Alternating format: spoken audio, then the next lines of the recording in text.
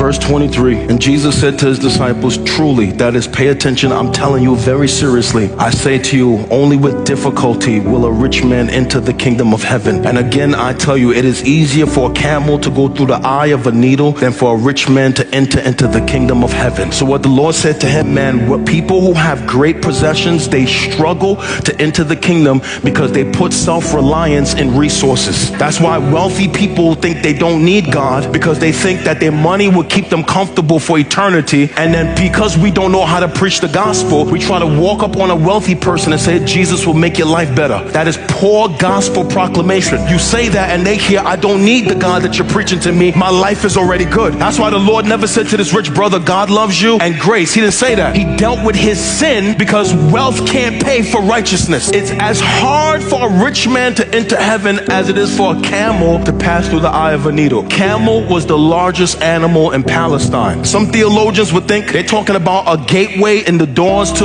the wall of Jerusalem, where it was so small a camel would have to get down on his knees, you have to strip it of everything, and they have to push it through, and they said that was called a needle. That makes for good preaching, and if I was a bad theologian and if I didn't understand hermeneutics, I would use that to say you got to take off everything to get into that narrow gate. Good teaching, but that's not good exegesis. The word needle here in Greek is talking about a sewing needle, which has a tiny opening. An animal can't fit through there. He's trying to tell them it is impossible for anyone to get into heaven on their own merit. It cannot happen. The same way you can't get an animal through the eye of a sewing needle. When the disciples heard this, verse 25, they were greatly astonished, saying, who then can be saved? You know why they're asking that question? Because in the first century, they thought anyone who was wealthy, God blessed them. So they think, man, if a wealthy person can't get in, nobody can't get in.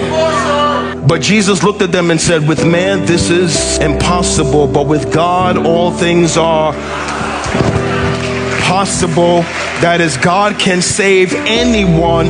No one can save themselves. Then Peter said to him and replied, see, we have left everything and followed you. What then will we have? Legitimate question. Well, Lord, this man walked away, but we did not. This is for everyone who felt like they've sacrificed for the Lord. I've moved. I've given up jobs. I've come out of bad relationships. You told me get rid of this boyfriend or girlfriend. You told me sell this house. You told me Philip Anthony Mitchell give away this car. This is for those of us who are sacrificing, suffering, grinding for the Lord and feel like, dang, Lord, where is my reward? Why are the wicked prospering and I'm doing everything I know how to do and I'm struggling to pay bills? I'm still single. I don't have the house that I want. Like, this is for all the believers who think they've sacrificed everything for the Lord and they don't see themselves flourishing like the wicked. It's a legitimate question. Everybody pay attention to